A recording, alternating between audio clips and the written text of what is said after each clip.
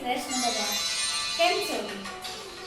શ્રીજી બાવાને જ્યારે મહાપ્રભુજી પહેલી વાર મળ્યા ત્યારે એમનું રૂપ જોઈને શ્રી મહાપ્રભુજીના મુખમાંથી આ શબ્દ સરી પડ્યા જે શ્રીનાથજીની આખી ઝાંખી બતાવે છે.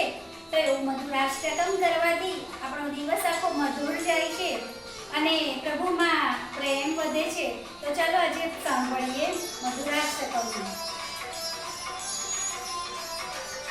આદરમ મધુરમ વદનમ મધુરમ નયનમ મધુરમ હસિતમ મધુરમ હૃદયમ મધુરમ ગમનમ મધુરમ મધુરાધિપતેરખિલમ મધુરમ મધુરાધિપતેરખિલમ મધુરમ.